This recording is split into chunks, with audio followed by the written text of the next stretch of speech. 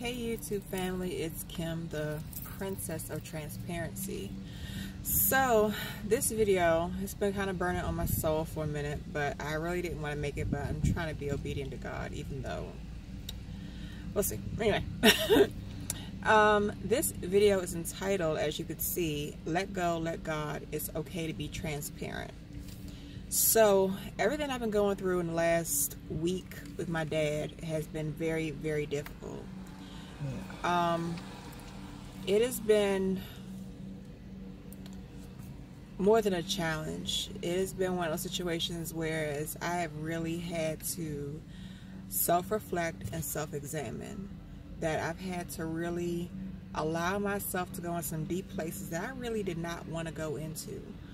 To heal myself and just to restore the bond that that I have right now with my father and my family, you know, overall. Sorry, my 17-year-old is in the car. Say hi. Yeah. Anyway, back to the scheduled programming. Going through everything with my father is just taking a lot of energy to really heal from it. And with things coming to more of an insight of a fruition of you know, when people are gravely ill, you don't know how long you have. You know, God works miracles, so this thing can be turned around, but you know, in the physical sense right now, we're watching as he's deteriorating more. But I'm realizing that even a lot of my friends, but really my family, because my family has been, they've been very supportive and let me know that at this point I just need to really come to terms with it and find my own peace with this, between me and him. Me and my father have had a really rough relationship. I mean, when I say rough, I mean we've had like some knockdown, throwdown fights that, you know, will probably make Muhammad Ali blush. But it's just, we've been in a place where we couldn't see eye to eye, and unfortunately it's taken for him to get this ill to kind of bring things to light, that you really have to let go and let God, that you have to be able to forgive. Forgiveness is not easy, I will definitely admit that, but it's more so essential because you're carrying around baggage that's not your own. That things that you have going on, you can't just keep going to this place of hating somebody else. Sorry, I'm waiting on the kids to get out of school. Of hating somebody else for what you're feeling and what you're experiencing, and I hope that they continue to feel the same way. You know, there's been times that I sat on arguments. A perfect example, my brother, me and him, we were very, very close. We were 7 years apart in age.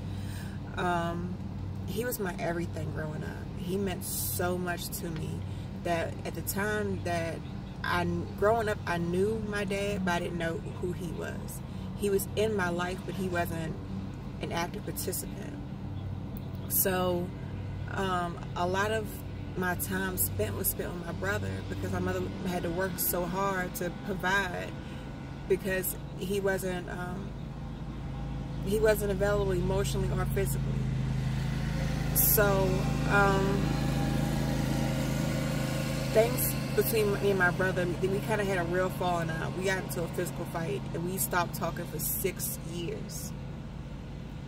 During that time period, you know, he would come around and he would see my mom, but you know, it was like I was just so stuck in my brokenness and my bitterness that I couldn't let it go. And that was the way that we were raised. We were raised to hold on to all that. It was like we would constantly do this with each other, no matter what. And it was like the spirit was telling me, it's time to let this go.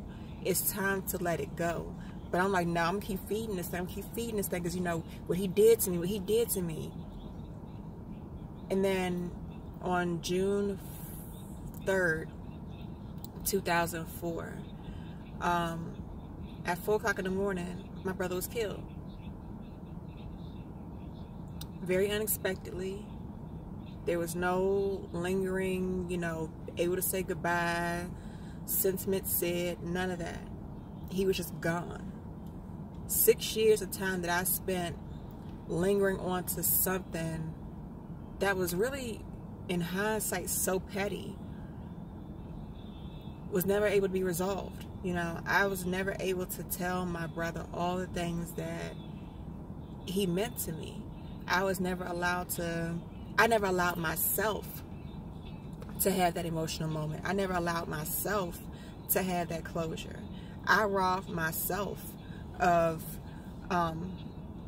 my brother, a friend, and even with the pettiness that I extended it to my kids, that, or to my son at that time, because my son was the only one who was old enough to know him. I extended that to my son and didn't allow for him to spend that time. But now everything with my father, I'm realizing that I can't go into this situation seeing what it is and not and continue that same cycle. God takes you through things. It's so funny. I'm making this video and I'm seeing a butterfly. God takes you through these things as far as cycles, so that way you don't repeat the same thing. That the things that I went through with my brother, I didn't get to have closure. I didn't get to say all the words. I didn't get to have that warm, fuzzy moment. And even at his funeral, I felt some kind of way, because it's like, why am I here? You know, would he want me here? And everybody around me was like, you don't know the things that, you know, your brother was actually proud of you for the, you know, the stuff that you were doing. But it made me feel that much more disconnected. But now at this place of knowing God and knowing where he wants me to be at in this life, that we go through so many things in our lives and not for ourselves. That's the reason why I'm so transparent about the things that I'm going through, so the next person won't have to go through them. So now that my eyes and my mind and my heart are completely blown open, I really have to allow God to use me. And I have to let go of all that was, all the stuff that, you know, that my father did, that he didn't do, that he should have done, woulda, coulda, shoulda. I can't sit there in that place. So I have to be in a place of being transparent and go to my father's bedside and say, yes, Dad, I hurt back then, but where we are right now is so much greater than what was former. So we have to be able to just accept God. And it's my hope and belief that with everything that I'm going through right now, that before his time comes, that he will actually fully accept Christ as his Lord and Savior, that he would accept that none of the things that he's accomplished in this life had been on his own, and that we can just have closure and say all the words that need to be said.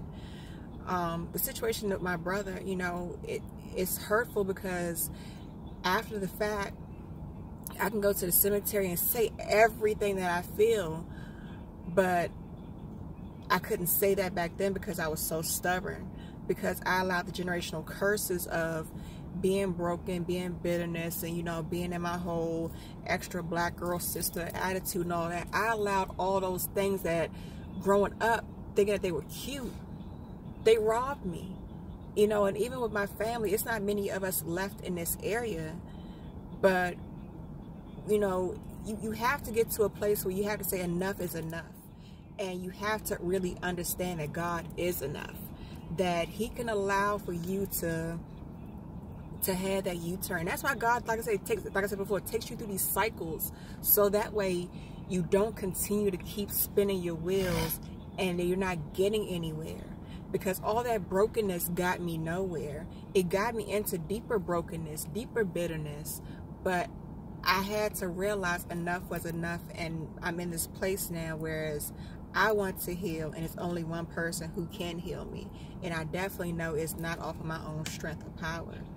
So, with all this being said, now that I know that my dad is pretty much getting to this point, I mean, he's older in age anyway, so you have to learn to as the old saying is, give people flowers while they're alive. You know, give them the flowers while they're alive and they can see them.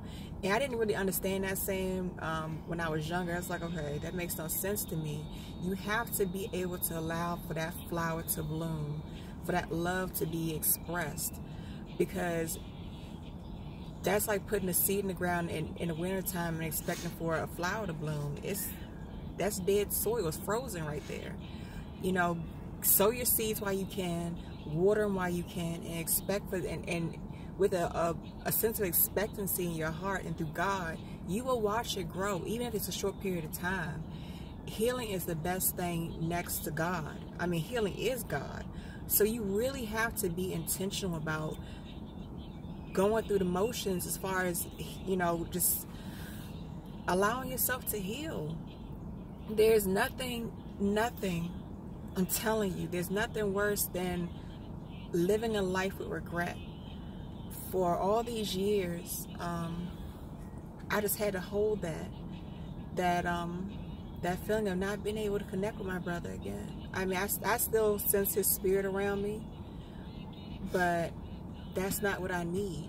You know, I would love to have him here, you know, to see my 4 children run around and, you know, correct them or even fight for me. You know, there's things that when we were growing up, he's like, I'm gonna go tell my big brother on you. And it's like, I wish I could have that moment.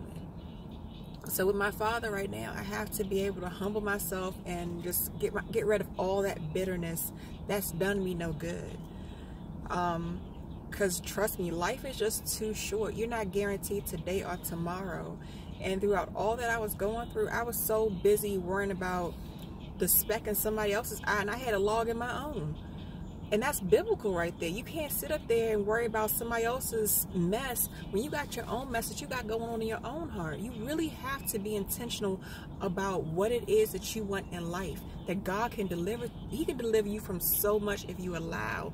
And right now, that's the reason why I'm being so transparent. It's not to let anybody just be in my business. People walk through life every day going through stuff that you never know about. They carry burdens that you never know about. So I know with me right now, releasing everything that I'm feeling as far as through my marriage, through my father's health issues, through my own health issues, going through school, all this, I know it connects to somebody. But